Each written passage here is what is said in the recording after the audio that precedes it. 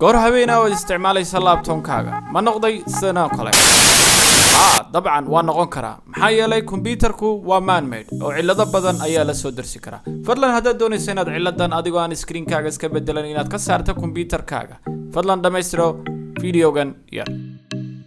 shaki kuma jira inaad ku wareertay computer-kaaga hadduu sidan u noqdo si aad cilada noocan aad uga badbaado intaad isticmaali lahayd lacag ama aad bedeli lahayd screen-kaaga waxaad u baahan tahay inaad raacdo tilmaamahayga fadlan haddaad ku cusub tahay channel-kan subscribe garee haddii kale like inagu caawi marka hore waxaad u baahan tahay inaad sheegarayso muraayadda computer-kaaga ama screen-ka loo yaqaano haddaad ka aragto wax damage screen-kaaga ayaa damage soo gaaray haddii kale step-kan aan anigu mari doono ayaad mari doontaa sana hore kugu sheegay ciladuhu way badan yihiin marka steps badan ayaan soo sharaxi doonaa imanka iyo mustaqbalkaba stepskaas kolba ku hagaago computer-kaaga ayaad ku hadhi doontaa uma baahnid inaad kuwa kale aad samayso marka stepkiina koowaad wuxuu noqon doonaa waxaad dooran doontaa computer-kaaga ama aad click garan doontaa right click markaad tiraahdo waxaad tegi doontaa halka ay ku qoran tahay display setting markaad tiraahdo kulli waxa ku soo baxaya boxkani marka ku soo baxo hoos ayaad u daadigi doontaa halkaas sare display baa ku qoran wada arkaysa hoos markaad u daadegto waxaad tegi doontaa halkaas ay ku qoran tahay advanced display setting waad click garan doontaa markaad click garayso box kala ku soo baxay halkan information ayaa ku qoran display information saad arkayso waxa inagu muhiimsan oo aan diiradda saari doonaa halka ay ku qoran tahay refresh rate hz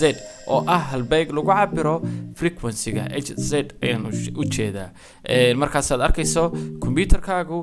refresh rate-kiisu waa 60 marka waxaad u baahan tahay warbaahin inaad halkan ka sii qaadato si aad u sheegaraysa hadduu ciladaasi ma garanaysa isbedeshay waxaad dooran doontaa display adapter properties markaad doorato monitor ayaad sii tegi doontaa monitor markaad tagto saan hore idinku sheegayba screen refresh rate ayaa halkan ku qoran waa halkii aan soo eegaynay markii dhaweeytay aan ku lahaa computer-kaagu si toos ah ayuu u shaqeynayaa 60 marka haddii halkani number kale ay tahay waxaad u baahan tahay inaad 60 aad ka dhigto intaa kadib apply ayaad oran doontaa okayna waad oran doontaa cilada haddii halkaa kaaga hadho screen flickering waa alxamdulillah oo halkaas aad ku hadhaysaa haddii kale stepska kale aan imika ku xigsiin doono ayaan ku eegi doonaa oo insha allah kuwaas kaa joojin doonaa haddaanu kaliba kaa joojin stepkeenu labaad wuxuu noqon doonaa waxaan shay baadhi doonaa computer-ka anagoo isku dayi doonaa ciladan waxaa koosgareeyay waxaad tegi doontaa halkan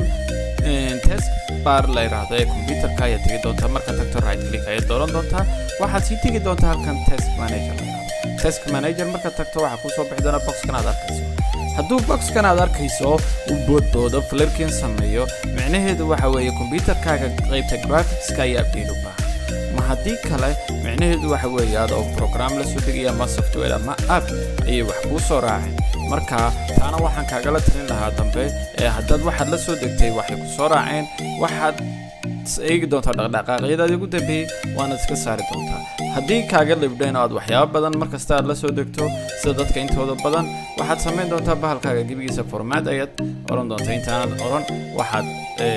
ma garanaysaa save gareyn doontaa ama dataad ku qaadan doontaa waxyaabahaaga muhiimka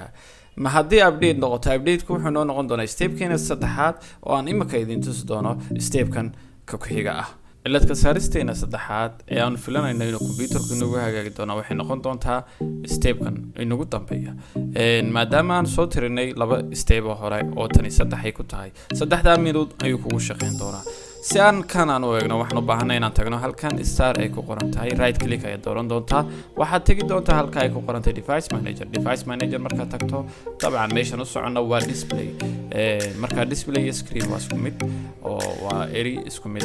marka falaadha halkaas aad falaadha ku arkaysa ayaad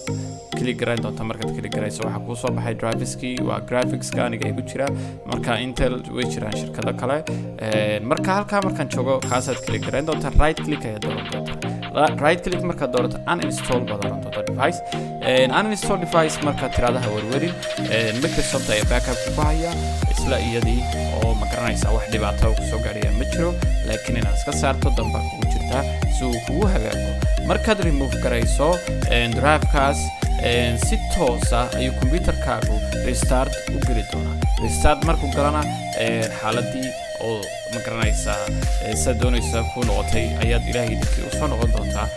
saddexda step ay ku xalin doontaan dhibaatada noocana marka channelkan wuxuu noqon doonaa mid idin ka caawiya dhan kasta waxyaabo badan oo kala duwan ay idin soo share gareeya fadlan inagu caawiya subscribe una share gareeya asxaabtiina like tana ha ilaawina assalaamu calaykum waraxmatullaahi wabarakaatuh